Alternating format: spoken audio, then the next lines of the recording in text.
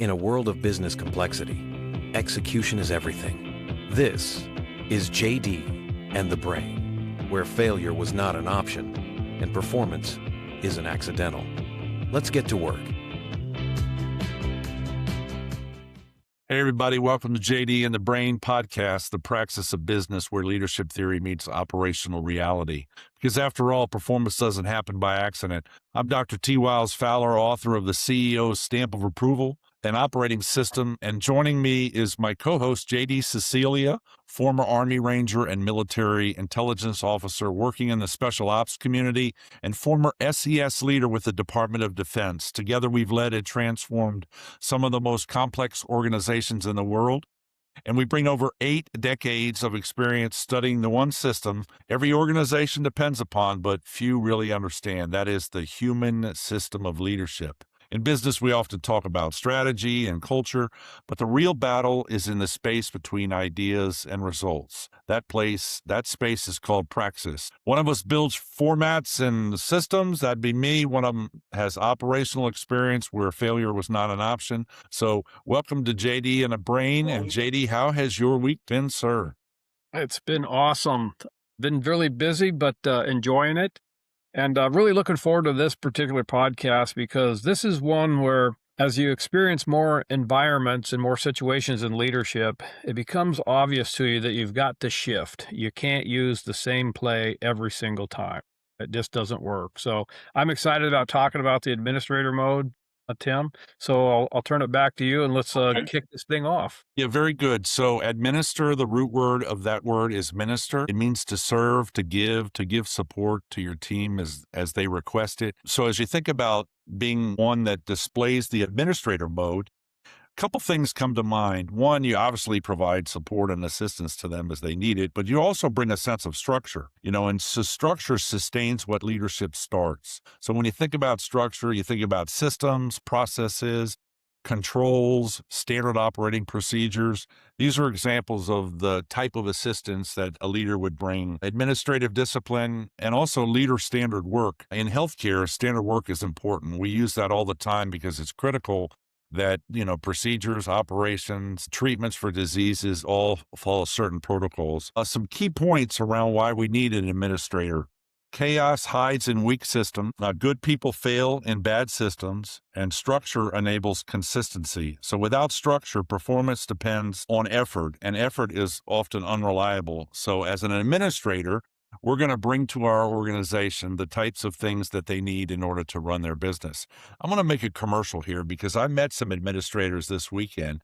So I graduated from Washington Bible College back in 1984, which I thought I'd be the oldest guy in the room. And there were people there that had graduated in 59. So there were about 200 of us this weekend, kind of a reunion from my college for my bachelor's degree back in the 80s. And I probably was in the 20th percentile, meaning 80% of the folks in the room are older than I was. So that was quite a lot of leadership and quite a lot of memories back in the day. And they provided a lot of support for me as I was a young pup, trying to work my way through to get my bachelor's degree. So I did meet some administrators this weekend. How about you? How was your week? I had a good week. I traveled a little bit for work and finally got a couple of days off to work up on my farm. So I was excited about that. It's making progress slowly but surely, but I enjoy every minute of it. So yeah, it was a great week for me. Awesome. So did you have any administrators in your life that provided you assistance or structure that you needed that you could tell us about? I really did. And what I'd like to point out is that when you're 22 years old and your first job has got 40 people and millions of dollars of equipment and no-fail mission, you really aren't prepared, quite honestly, for all the different modes of leadership that you need to transition to. So you learn as you go, and you better learn fast. And everybody has their comfort zone. And sometimes you find a leadership style that you really like. It's worked in the past. It's really your default, your go-to leadership style. But as time goes on, you realize that's not going to work. And you have to learn very quickly to adjust. And so I really like the leads continuum because it doesn't come naturally and it doesn't come in 5 minutes. It comes over time and it comes through experience. And so the administrator mode is one of the ones that I really like because you step out of the authoritative, this is how you do it because I said so, this is what we're doing, to actually saying, let's work together to find out how you can do what you're supposed to do even better. So if you think about in your own life when you were learning to ride a bike, for example, whoever was teaching you probably explained it. They got you on the bike, and the first couple times they held the handlebar in the seat and they walked along with you, so you kind of got the feel of it. You're helping them essentially understand what they're supposed to do and how they're supposed to do it with you guiding them. And then comes the big moment when you say, "My administrator mode is over. You're on your own." Now, back in the day, we didn't wear knee pads and helmets, so your first couple opportunities there didn't turn out so well, but it really does exemplify the administrator part. You're ministering to that individual to help them do this task or ride the bike, etc., with you on the side, guiding them until you feel confident, or at least they're ready to give it a go. So I tried at 4 to do it, at 4 years of age to try to, I told my dad I could do this. I didn't make it. I didn't make it. So I had a little practice with the training wheels. I think I made it when I was 5. So when I was 5, that was 1967. So I can remember in the late 60s being by myself with my buddies a mile from my home riding my bike at like 7 years old. Okay. My kids weren't allowed to leave to next door without me with them. It was just a different world back then. Yeah. But my dad he was he displayed the administrator role a lot with me.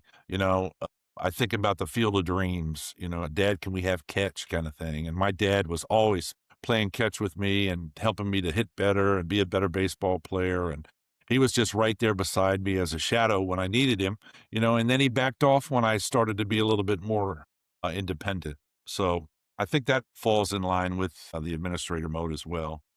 Yeah, the other lesson that I learned when being in the administrator mode and going back to that learning how to ride a bike thing, I was fortunate that my kids grew up and we were near an elementary school. And there was a long sidewalk that went through the playground, nothing but grass on either side. So it's about 100 yards long. So the point I'm making is that when I got them ready to try it on their own, I put them on that sidewalk. So they hardly ever wipe out right directly on the straight path. They always start veering to one side or the other before they fall over. So when they were going to fall over, they were going to be on grass Yeah. and not skin themselves up as bad. So the point I'll make on that is that you also want to give them a safe place or a relatively safe place for them to try it the first couple of times. So if they do fail, and undoubtedly most of them will have some sort of failures the first couple of times they try it, it's not going to be devastating. I know that if one of my girls would have gotten really skinned up and hurt, that would have taken any momentum and motivation out of wanting to do it again. So it was a safe place for them to fail, make the corrections, and try it again. And they progress really rapidly under those conditions. So that's another thing as a leader we really need to keep in mind is what's the environment for failure? And as I teach a couple of classes now and then, and we're talking about a rollout of, say, like an ERP or something really big like that, I said, in my experience, I've never attempted to do an enterprise wide, everybody go live at the same time. To me, that's always been a recipe for disaster. So I always coach folks to say, let's do a phased rollout, or let's do one section at a time or a geographical area at a time and have it in a safe place to where we can learn from the mistakes and learn from what the training didn't cover, as opposed to having an enterprise-wide failure. And it's again, back in the administrator mode, you're helping the organization. Very interesting. So let's do our leader shout out for the day. Michael E. Porter is the guy. And the thought is that structure creates focus. So here is his quote. The essence of strategy is choosing what not to do. What not to do. So what are your initial thoughts reacting to that thought? My initial thought when you said what not to do, and that's micromanage. That really doesn't help. And it's actually the opposite of administrator mode is you're not helping them. You're not ministering to them because you're doing it or you're telling them every single step to take and how to do it. And that's not an effective learning. That's the first thing that came to mind for me is one thing not to do is don't micromanage the effort for them to try and learn. And that kind of reminds me of last week when we were talking with Major General Alan Day, where he talked about the commander's intent and how important it was for, folks that were turning the wrenches, to really understand kind of what the commander's intent was. So he communicates that strategy in clarity down, and they begin to see their role and how they relate to it. I had one of the guys that I met this weekend was Reverend Jim, and he was my mentor, my first real strong male person in my life, and I met him in 1976. I had just lost my father, and my mom was trying to figure out how do we keep this kid focused and focused on the right things, and she kept telling me, "You're gonna go to Sunday school," and I was like, "I don't wanna go to Sunday school," I didn't know these people, and so I met this Reverend Jim guy who I grew to love, and he's my mentor, and 5 decades he's been there to support me wherever I needed it. And I would call him, maybe twice a year and tell him whatever crisis I was in. And he was always giving me wisdom, so it was really good to see him. But when I first met him, he gave me a bear hug and he grabbed me so hard, he like squeezed my rib and it hurt. I mean, he was showing me, "Hey, listen, dude, I'm a man and I can crack you in half if I need to." That was a real bear hug. For sure, for sure. And he gave me a book. So I dedicated he gave me a book, he signed it. It was kind of cool. But I also dedicated the CEO's stamp of approval to him as well. So I gave him a copy this week, and he was pretty impressed. And his wife. So what they said in the book that they gave me was great youth group memories, and Big Tim, you were one of my successes, kind of thing. So that made me feel good. I texted my kids and showed them, and they're like, "Oh, Dad, whatever." So he was definitely a support, and provided that ministry to me as well. So what are your thoughts about structure? Without structure, performance depends on effort, and effort is unreliable. How important do you see leaders providing structure and clarity for their subordinates? Well, I think it's the key to continued success because we can try something once or twice and have success. And then if there's no structure behind it, you basically leave it up to chance. You may remember that old quote that said, if you can't measure it, you can't manage it. If you can't manage it, you leave it up to chance. And the reason that you can measure it is because you have a structure that has targets, it's got parameters, it's got what your operational ranges are. And what I like about the structure is it doesn't matter who's doing it, the structure stays the same. And if you look at organizations now and their turnover, there are organizations that have 25% turnover, month after month, particularly in some of those hard to fill positions where people just, it's not their cup of tea, right? They thought they were going to like it. It's harder than they thought. They didn't like the way they could perform, so they just left. That's fine. But the point is the next person backfills them, and if they don't have structure, they're gonna do it differently. And then when they leave, the next person comes in and they do it differently. So pretty soon you've got so much variation that you have no idea how the process is functioning. Structure was a big thing in the military, of course, because we had so much turnover and had pretty much mostly no fail missions, so you had to have a structure. The other thing I love about structure is it helps you define where the problem is. If something didn't go right, you can go back to the prescribed structure and say, what piece did we miss, or what did we not do, or what did we not do right? And so it's easy for problem solving when you have a consistent structure. So not by choice, just by happenstance, my whole life has been full of structure for the last 40 years. So I gravitate to it. Even when and I don't want you to take this the wrong way. We have fun vacations, but I would ask my kids to put together an agenda. I said, what do you guys want to do? So that when we get there, we don't just try and figure it out then. And so my girls would have a big flip chart and they would actually put an agenda together. And I'm pretty easygoing. So if that's what you want to do, that's what we'll do. But they enjoyed it too because they got to list everything they wanted to do on the day they wanted to do it, and we did it. And so it just made it a lot of fun. So I introduced them to structure really early on. So I think about voice of the customer, and I took my kids to Washington, D.C., and we were walking around the mall, and we visited everything, and we had two things left. We had the Air and Space Museum, and we had the Botanical Garden. These were the last two events. Now, we'd been walking for 6 hours, so I was exhausted. Okay. So I'm thinking, finally, we get to the Air and Space Museum. We can see some things that are interesting. We can take 2 hours and go around and just see everything. All right. So I let the girls go in first. They were probably 7 and 11 at the time. And they walk in, and this is what they do. They go, Wow, that was great, Dad. Can we go to the botanical garden now?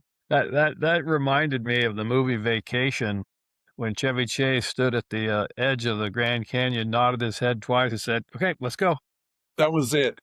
I was not in tune with the voice of the customer at all, and they were clearly ready to go to the botanical gardens. So I think if I would have done what you did, the structure probably would have helped my expectations better for Yeah, the vacation. you're right about the Air and Space Museum. I could spend a lot of time in there, but the kids, like you said, they're ready to go to the McDonald's that they had in there and grab the burger and fries, Yeah, but, you know, I mean, they they gave didn't. it the once over. They kinda gave it the once over, and they took it all in and said, "Okay, that was cool, Dad. Let's move on," kinda thing, Yeah. I can you know? remember one comment looking at the Apollo space capsule that they have in there and, thinking to myself, I thought, wow, this thing made it to space and back. I mean, it was obviously in the 60s, late 60s. It was really elementary stuff. I mean, I'm like I said, I'm surprised that it made it there and back. By this time, the kids had phones and earbuds and all kinds of technology. They had more technology in their phone than was in the Apollo spacecraft. And I think one of them said, or a kid standing nearby said, "This piece of junk made it." Yeah, with Alright, well, people with it. that's a subject for another podcast. Yeah. Right, so, when I was at Ford, we had a quote related to structure that I really liked, and it was one of those things that stuck with me, and I'm of the opinion that culture change, quote, "culture change," is an oxymoron. I don't believe that it can happen, and here's why. We taught at Ford in the Ford Production System that structure drives behavior, which defines the culture. So let's word map that sentence. Okay. Structure drives behavior, which results in culture. So it's kind of like you plant orange seeds, you get oranges. You plant apple seeds, you get apples. And when you try to tell, hey, don't be an apple, be an orange kind of a thing. So we believe in culture change around here. I think that's a narrow view of reality.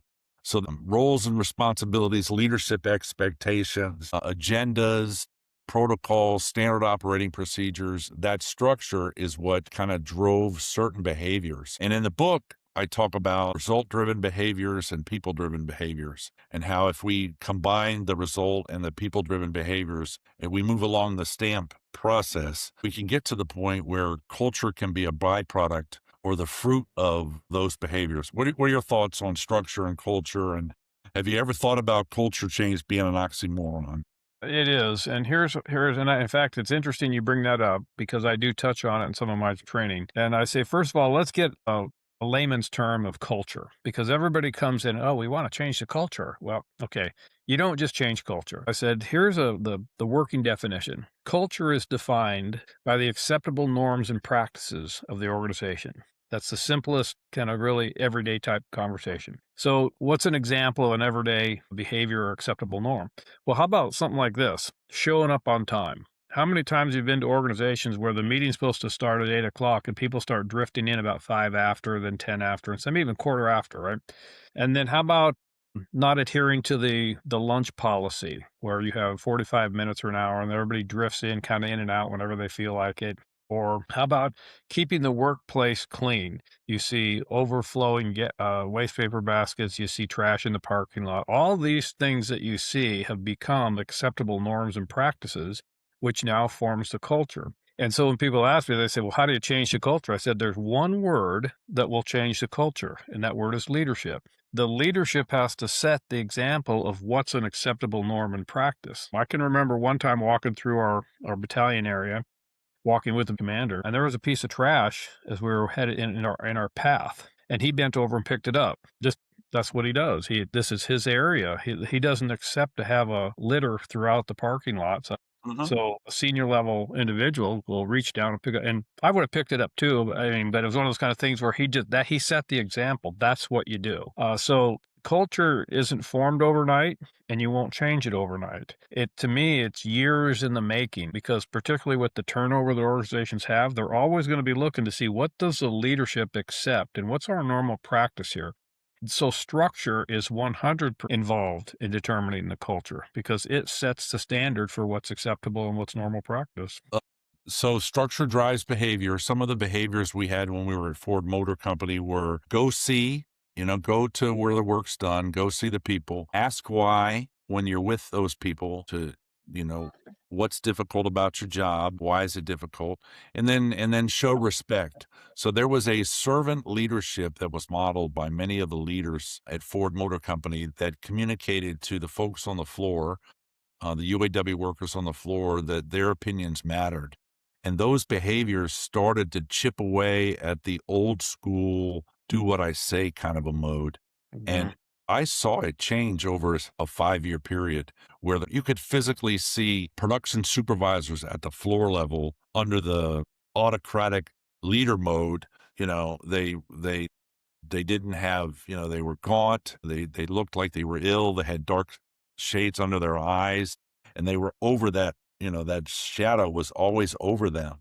And then as leadership began to change, you could actually see their face had color, they were involved, they were engaged, and it was much more of a pleasant working environment. And then that ultimately resulted in a blame-free culture where people could bring forth their good ideas. How many organizations, we could say have a blame-free culture? We have so many people that are like, well, if the attention's on him, then it's not on me. So that's a good thing. Let's try to, set that guy up over there or something. So I think being in the administrator mode helps to provide the assistance that your teams need when they need it so that you can display the right behaviors, and then ultimately the culture will follow suit to that as well. Yeah, I will tell you a really great example of a very senior person that was in the administrator mode. When I was working as a government civilian in the Pentagon, I was working at the Defense Intelligence Agency, and I was asked to stand up the agency's Lean Six Sigma program office, performance management office, change management, all that business in one office. So the Deputy Secretary of Defense at the time was Gordon England, great leader, had been a CEO for a couple of different big providers, Secretary of the Navy twice. So very well-rounded, understanding both the private sector and the government sector. And so he was a big proponent for performance management. He wanted to know, because that was his job as the deputy secretary, was the business side of the defense. So one time he called in all of the leaders of the staff and the independent agencies, government agencies that were working in the Department of Defense, to present to him how they were improving performance, because he wanted to know. He wanted to get a handle on this. So we were in a big conference room at the time, and he sat in a chair with no desk, just sat in a chair, had his legs crossed. He had a steno notepad and a pen, and he had 18 of his most senior leaders around the ring, and every one of them had someone who was presenting for them, and I was presenting for DIA. And when I got done, he asked a simple question. He said, "JD, how can I help you?" What a Wow. great question to ask. How can I help you? Now, this is the number 2 guy in the largest organization in the world asking me, how can he help me? I thought, well, I'm going to take advantage of this situation. I didn't know he was going to do that, but I certainly had an answer for him. I said, well, sir, in the performance management realm, one of the key ingredients to success is consistency of approach. Now, we've got 18 different people in here presenting their approach, and they're all different. I said, what would really help is if you would stand up an office at your level that would provide a consistent approach for all of us to follow. And he just nodded his head and took a note. About a week later, he said, I want you to do that. Be careful what you ask for. Exactly. Oh my But gosh. I thought that was so impressive to me that someone at that level with that scope of responsibility and that Yep. level of experience would ask, "How can I help you? What can I do to help you?"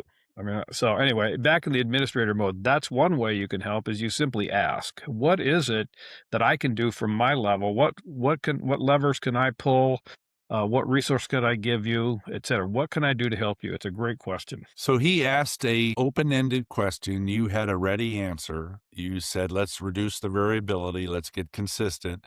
And I bet organizationally that process really took off over the next few years, where if that alignment hadn't happened, Right. if if that administrator didn't ask for it to happen, how can I help you? You probably would have went on and there would have been 18 different ways of run it and, Yeah.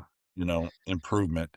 Well, So, you know how yep, there's always a couple of periods in your career over the years of when everything was aligned and it just like, oh, I love this job. I had a couple of those in the military in my deployments, but this was one that I had as a civilian, a government civilian, where I had the top level number two guy in defense aligning, as you just mentioned the word, aligning our effort. And for the next 5 years, we had unprecedented success. It was like I said, that's when everything lines up. It's one of those times you really enjoy your job. So that goes back to the whole concepts of the book of friction and inertia and momentum.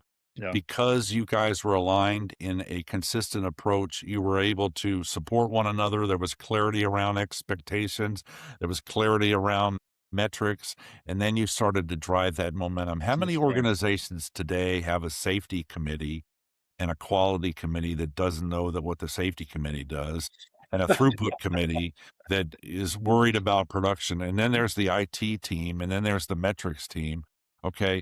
It takes a leader that can take that administrator mode and say, what can I do to help you guys align your Yep. efforts? That's You know, exactly that right. structure drives that behavior and then ultimately results into that culture. So what a fantastic lesson, and what a monster of a titanic organization you had there at the Pentagon and DoD to try to move that through the rough waters. So you did a great job on that as well. So any last minute thoughts before I do the four? Well, I think the only thing I'd like to close on is that as leaders, you need to be aware of what environment you're in and make a conscious decision to select the right mode. Don't go to your default mode because it's easy, it's familiar, and you can do it well. Because while those things may be true, it may be inappropriate for the environment you're in. So just do a little self reflection and make sure you're in the right mode. So process check, we're 3/5 of the way through the leads continuum. The leader, do as I say, the educator, do as I say, but here's a reason why. And then the administrator mode, what can I do to help you? So next week, we'll be looking at the delegator mode. So before we close, we're going to leave you with the four. It's our approach to engaging leaders who are serious about execution. One, the book, the CEO's stamp of approval, a performance operating system built to align leadership, talent, and teams. Two, executive sessions. JD and I, we don't run retreats, we drive momentum. Three, academic partnerships, bridging leadership theory to real world application. Students love the book's story, and the professors appreciate the rigor that supports the story. And then number four, thought leadership. You know, JD and I are about how to advance organizations so that they can overcome inertia and friction and drive that momentum we just talked about. Because performance doesn't happen by accident. It's built through support, teamwork, aptitude, and morale. So if you're serious about results, start with the book and then contact us at businessleadership.com or call us at 440-728-HELP. Let's get to work. So, Tim, what are we going to do next week? Same thing we do every week, JD, trying to take over the business world by bridging theory to real world execution. All right, we'll see you guys next week on JD and the Brain. Support the mission. Align your team. Build capability. Leverage Teaming Plus for alliances. Because performance doesn't happen by accident. This has been JD and the Brain.